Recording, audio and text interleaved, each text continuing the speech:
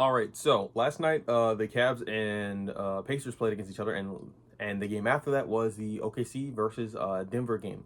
So really quickly, I want to tell you that I did not watch game two of the Timberwolves and Warriors series. I did not watch that game. I was tired. I slept through most of it.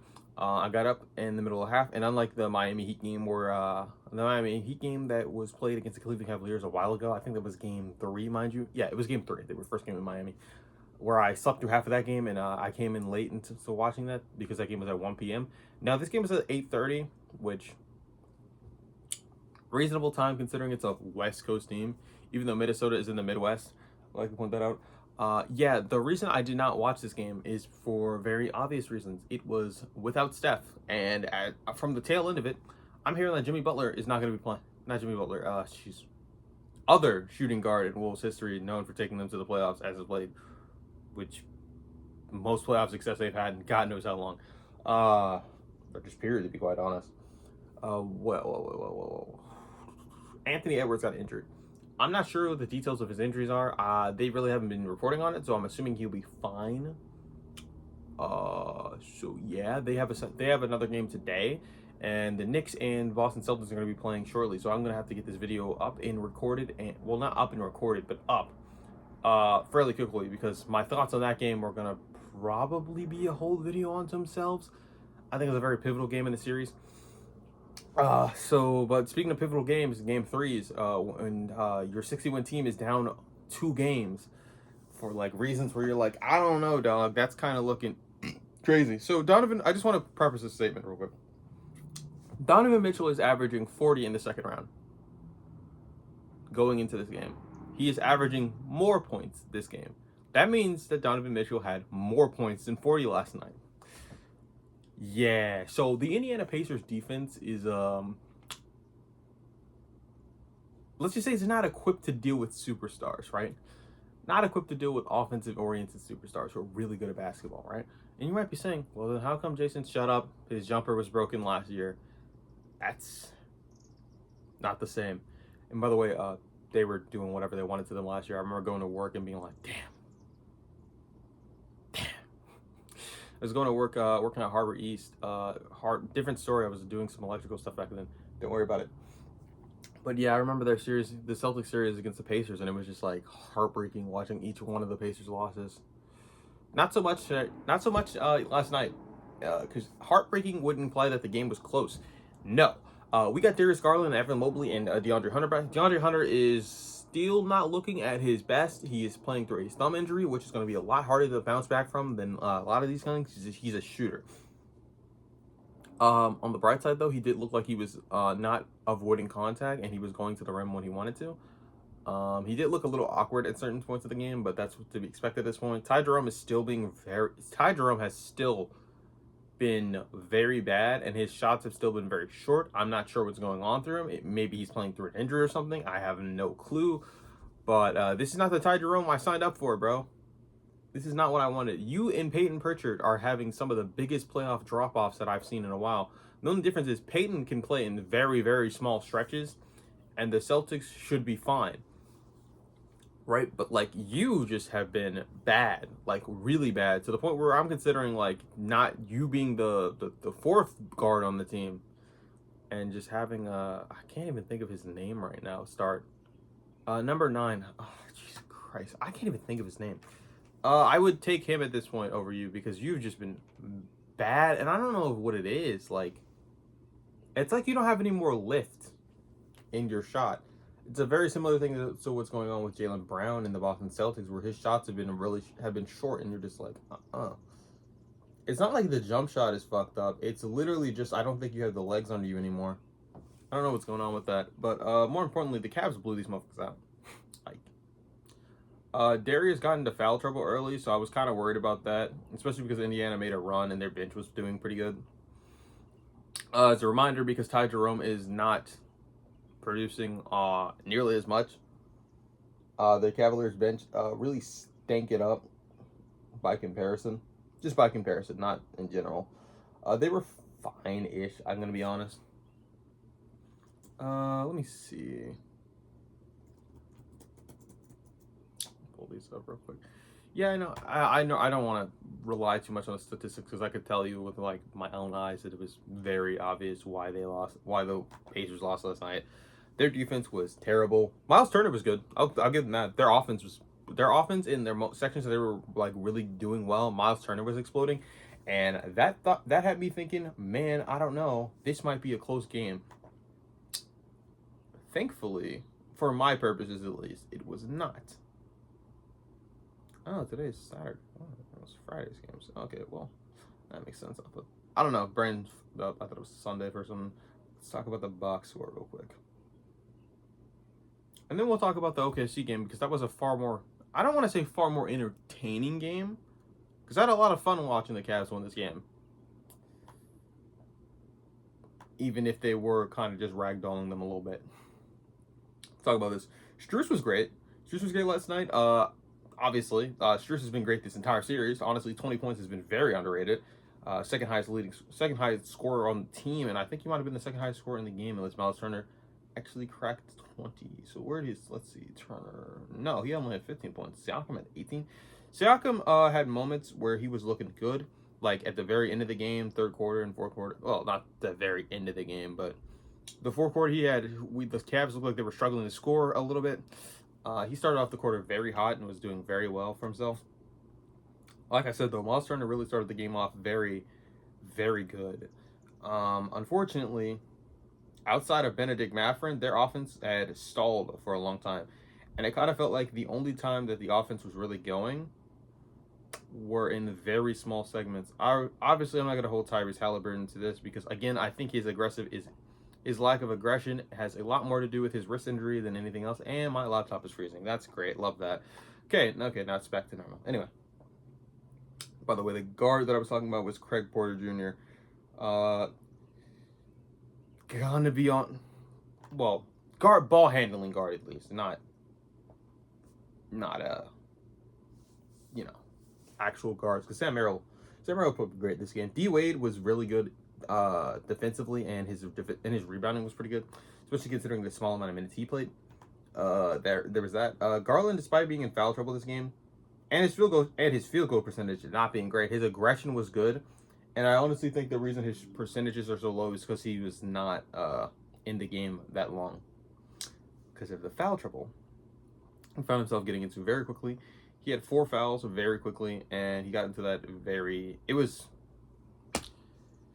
he couldn't get minutes because, so in the beginning of the game, he catches 2 really quick fouls, right? I'm like, all right, those are bad.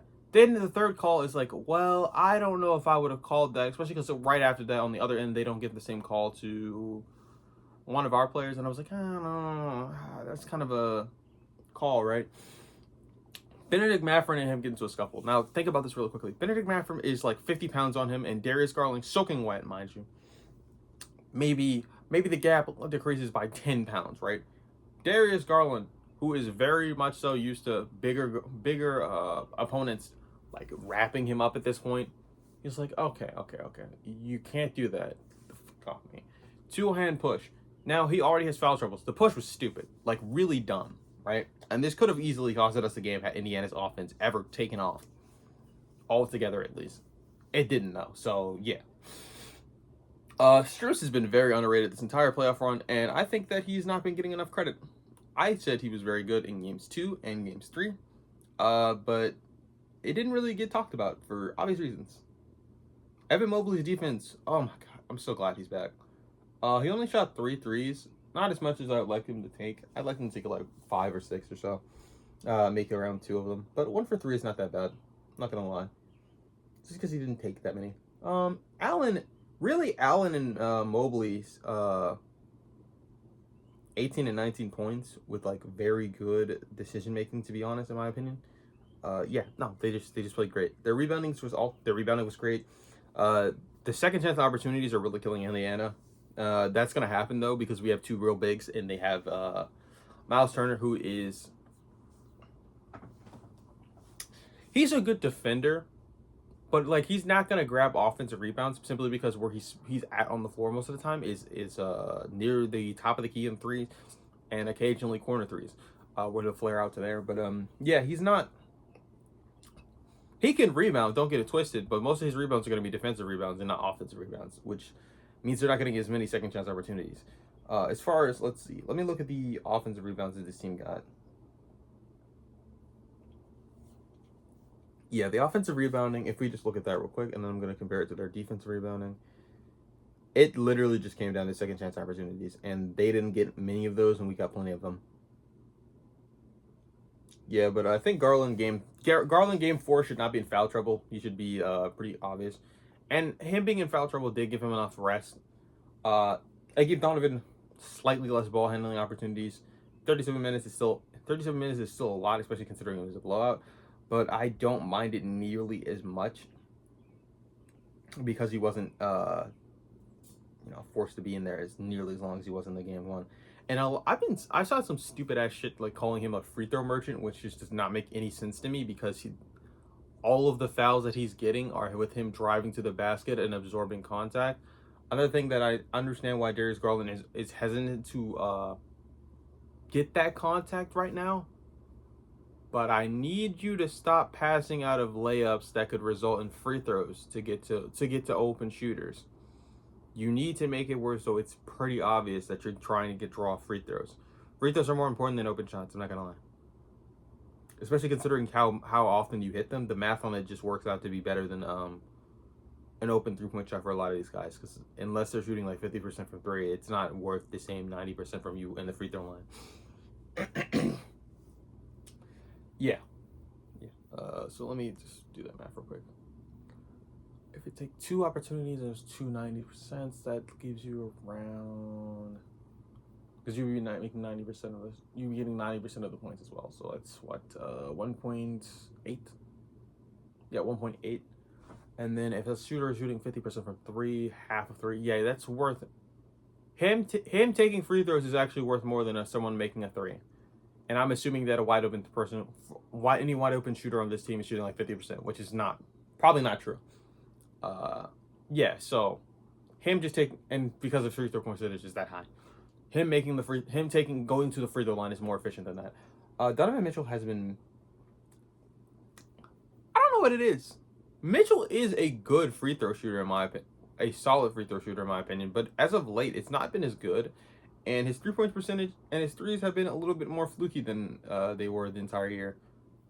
He did make 38% of them last night, and when his 3 ball is going, it's pretty much like, what can you do? Especially because he takes enough volume of them. So yeah, it was pretty tough to deal with him last night. Really, just because the floor is so spaced and he gets to the rim and absorbs contact so well, it's just like really hard to deal with the Donovan Mitchell. By the way, he only had 2 turnovers last night, and he had 5 assists.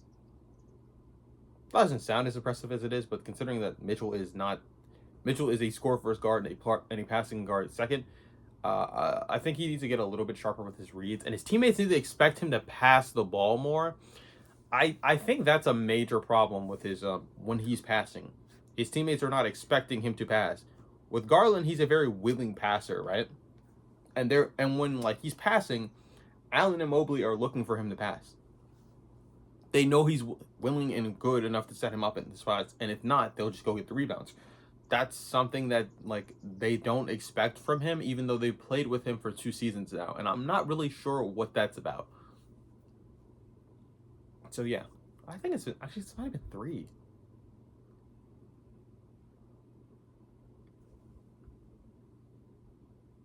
That's been 3 years actually. My bad.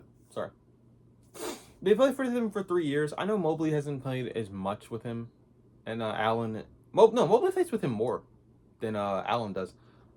With Allen, I would understand it because Allen is used to getting set up from Darius, especially because of the way the minutes work out and how Kenny staggers the minutes. Yeah, I'm not really sure. They should be expecting him to make passes at this point because he's he does pass when he has to, and he passes when he needs to. Not to say that he's an unwilling passer, and Mitchell's not a ball hog by any means. But yeah, they expect him to score. So I need them to look out for his passes a little bit more. That's what I would say. Otherwise than that, I mean, obviously the Cavaliers won this game by a large margin. But that has a lot more to do with the Pacers not being as good. I don't expect Andrew Nembhard to have a game like this next. I expect Tyrese Haliburton to have a better game. Now, I don't expect him to be the greatest because he's still playing through a wrist injury and he's a passer. And Also, very solid shooter. Solid. Not the world's greatest. Siakam could have been better last night. I'm not gonna lie. 18 is not enough for me. His defense is great.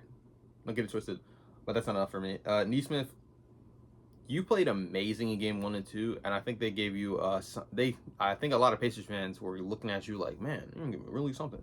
Bigger Maffrin, you don't get any criticism from me. You played amazing. Now, some of the fouls that you got yourself into, and not the world's greatest fouls, but hey, a lot of people had a lot of fouls last night. That kept the Cavs at the free throw line quite often. Let me look. Yeah, Strus wasn't generating any free throws because he doesn't really drive to the basket that much unless it's wide open. Which I thought it would drive me crazy. It doesn't bother me as much. It really doesn't. Okay, it's 15 minutes in and we haven't talked about the second game yet. Wow. By the way, that was an overtime thriller, so long videos are gonna be long. Sorry, guys. What the fuck? Hey, what? Oh no, that's right. The box score, bro. The box score looked crazy. I was like, that's not true. They didn't score that many points in overtime. All right. So full discrepancy, I was paying attention to this game, but like at moments my brain go foggy at night. So yeah.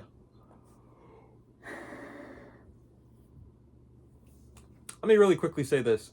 They were bothering Jokic to an insane degree, and they were making him more of a shooter from the 3-point line than he ever should be.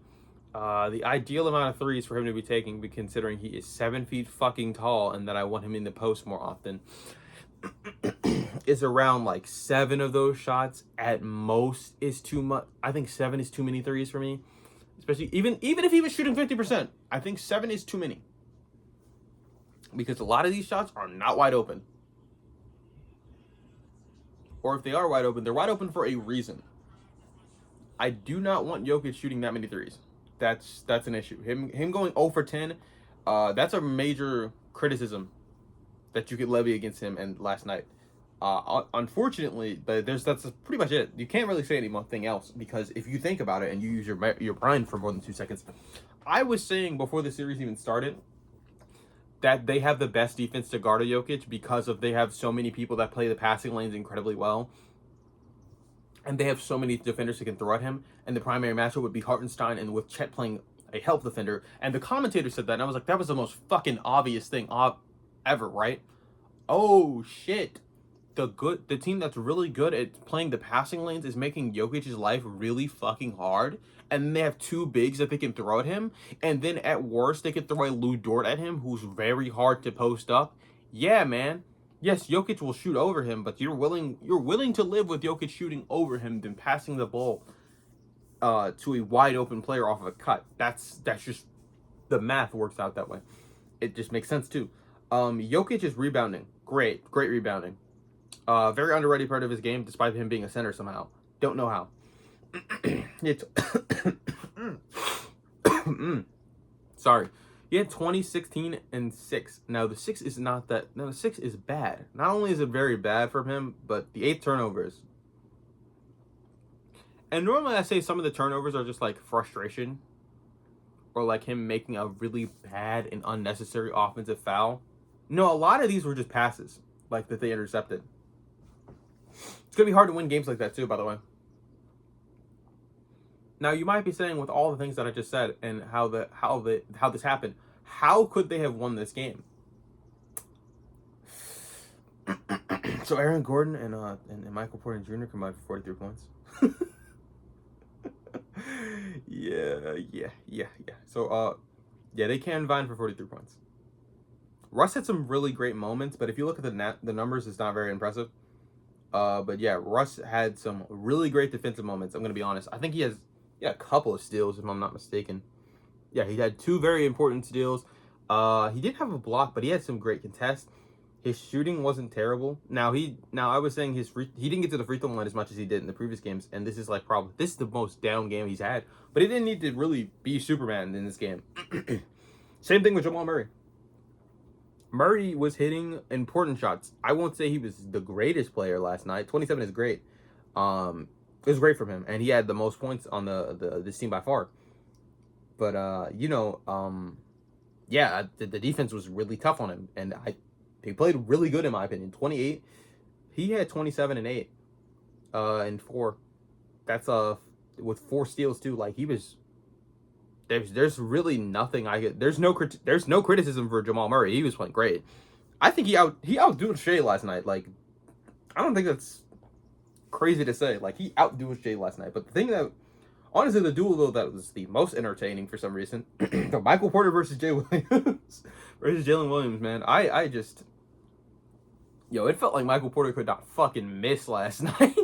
Mind you, this is with the shoulder injury. Like he was on it. He had 5 out of his 6 threes, 7 out of his 10 shots on the field. Like, bro, he just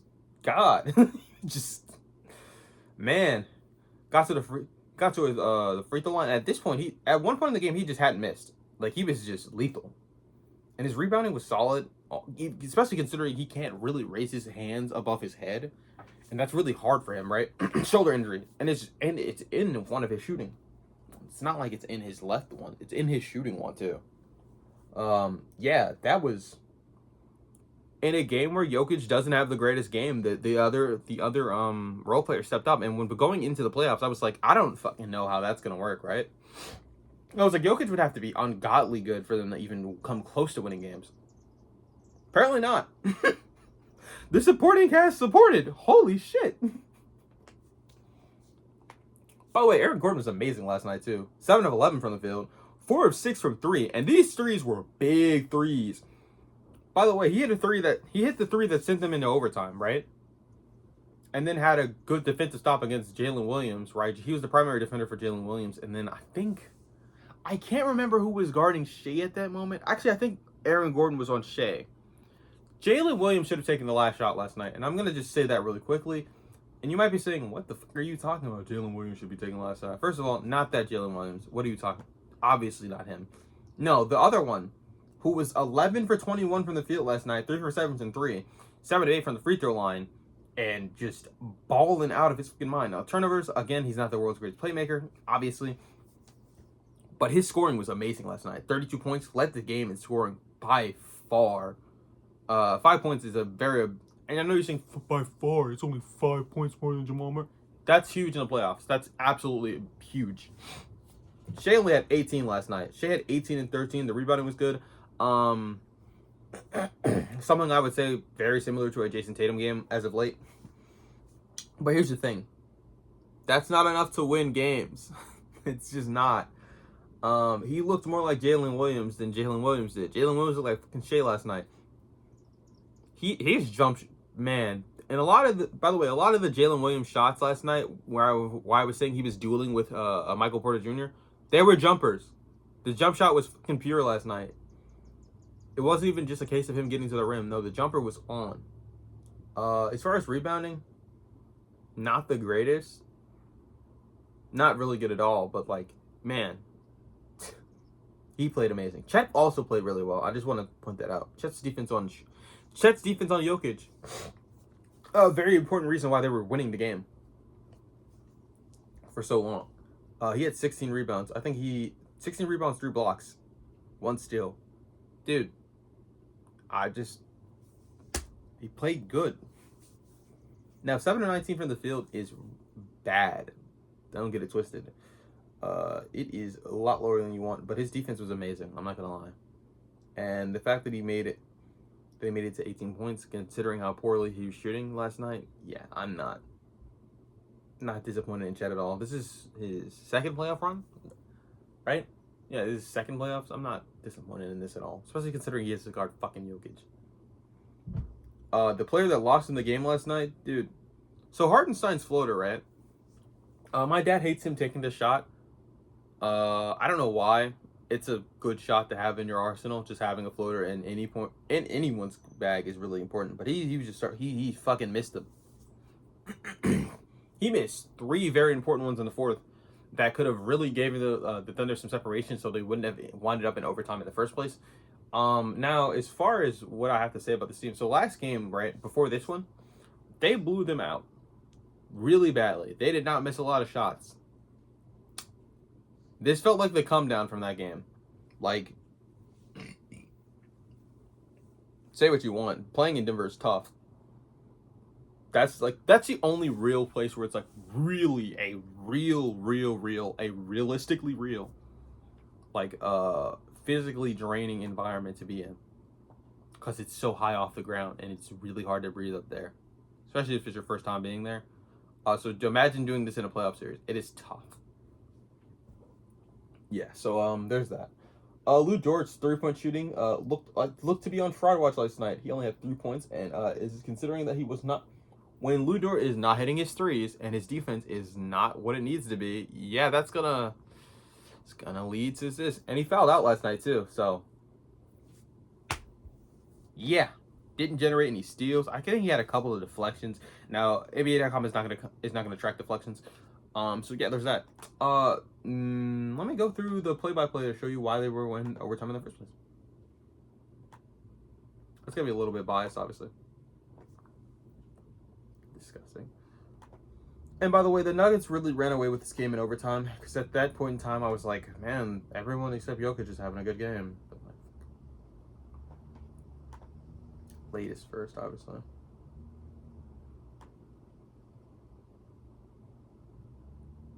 Alright. So I'm gonna take this game from right here. Jalen Williams goes up for a layup. There's 3:40 on the clock. It's blocked by Christian Braun. Again, though, I hate that his name is Braun in my opinion, but it's pronounced Brown apparently. I hate that. Anyway, Hartenstein gets the rebound. Hartenstein goes for a putback layup. He misses this shot. Aaron Gordon gets this rebound. Jamal Murray drives all the way down and tries to get a reverse layup off the other side of the backboard. Misses. No, actually, he doesn't miss. It's blocked by Holmgren. Nuggets get the rebound. Jokic tries for a jump shot 3. He missed all 10 of his threes. So do I have to tell you? When I say he goes for a 3, just know it's a miss. Holmgren gets that rebound. Timeout. Shea takes a step back 3 and misses that. Murray gets the rebound. Murray misses his 17-foot pull-up jump shot. It's not missed. It's blocked by Holmgren again. Thunder get the rebound. Chet goes down the other court and tries to answer with 3. Misses. Dort gets the rebound. Dort kicks it out to Shea. Shea takes a tough step back 3. Miss. Nuggets get the rebound. Dort has a foul. This is 4th foul. Score is 97-99. Mind you, this entire time, at this point in time in the game, I was like, it was just back and forth the entire way through the 4th quarter. It was tough. This is going to be a very long video. Jesus Christ. It is what it is. Shea goes for a shot. Does not go in. He gets Lou Dort goes for a 3. Misses that one. Shea gets the rebound. Kicks it out to Jalen Williams. Jalen Williams hits his 3. Good shot. This is Shea's last assist of the game, by the way. Jamal Murray takes it all the way down. Tries to get another reverse layup. Misses this one. He misses this one badly because Chet went up straight vertical. He catches his shot, and as we all know, that's a travel. So if the ball is a turnover. They sub in Westbrook from Porter Jr. Sorry, they take Westbrook out to put in Porter Jr. Again, I have trouble reading this one. It's pretty annoying, the way they format it. It should just say out Westbrook in Porter Jr. Obviously, that's pretty much what it's saying, but like, not really. Brown gets another foul. Jalen Williams hits 1 free throw, and then he hits his 2nd free throw. That's the last points. Sorry. That's the last points he will score through this game. The Nuggets call a timeout. They sub Michael Porter Jr. back out and put Westbrook back in. Jokic goes for a driving layup. And misses the shot. Hartenstein gets the rebound. Shea pulls up for a 21-foot near jump shot. So that's like a deep 2. I think that's a deep 2. Misses the shot. Murray gets the rebound. Murray gets the rebound. He's dribbling up the court. And I'm thinking, you got to score quick, right? I'm thinking go for 2, right? Because it's 102. It's 102. Sorry, my bad. At this point in time, it's 102.99. I'm thinking go for 2. This nigga, Aaron Gordon, And what has to be a like scripted three, I know you're thinking scripted, nothing scripted. You can't execute that. Man, it felt like the play. It felt like the play was happening like as like the play was being called out as it was happening. And I don't mean like a play by play. I mean like it felt like this is exactly what they practiced. This man is in the corner. He has his feet perfectly set. Swishes the three. Shea goes for a jump. Shea goes for the game winner here, right? He tries to float up a jump shot. They don't get it. Jokic kisses the rebound. At this point in time, the Nuggets called timeout. The commentators were confused. They didn't think that the Nuggets would be able to get to advance the ball, even though they got this timeout here.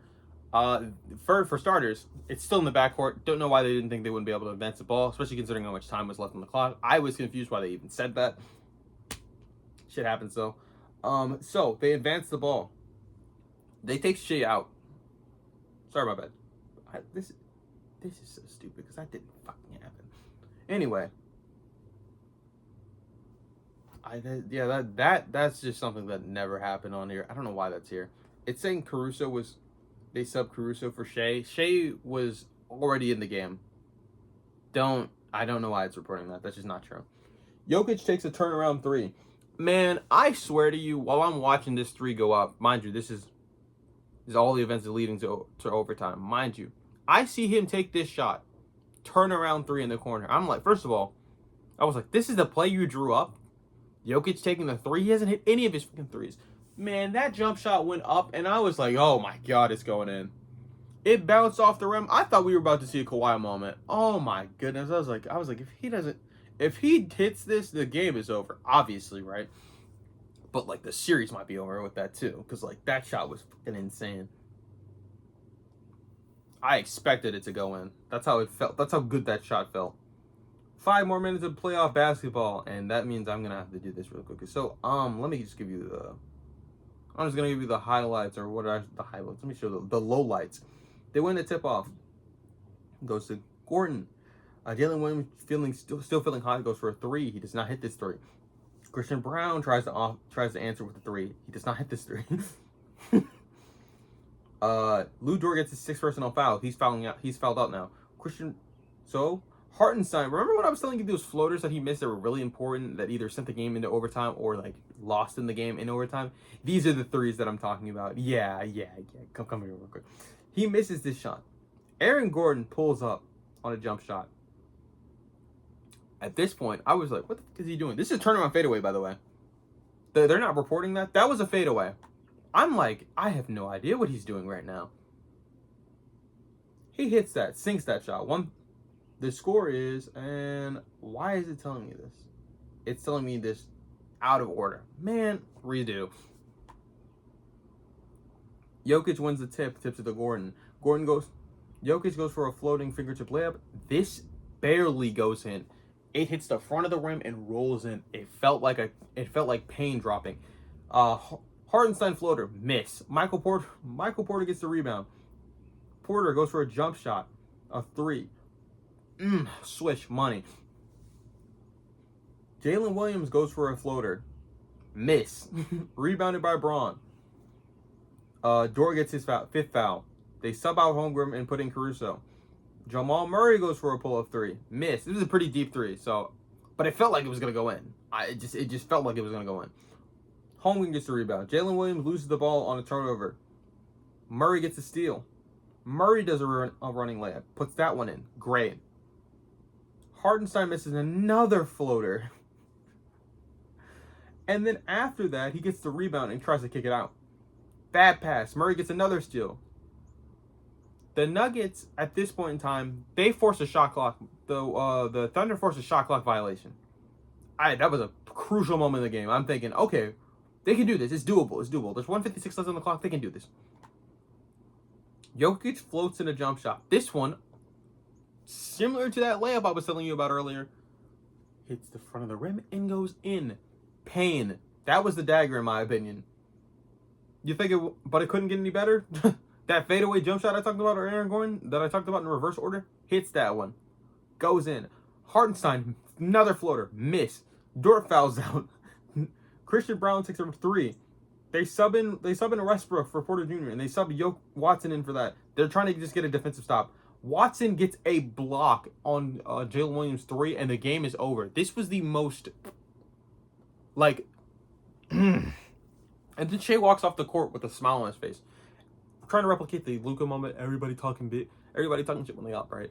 Trying to sound hard, trying to fire some aura, right? Recuperate some of the aura from his 18-point game, breaking that streak of 30-point games that he was having as of late.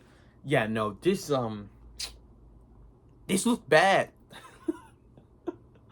It was not good, and at any point in time, it was just it was a tough game for him.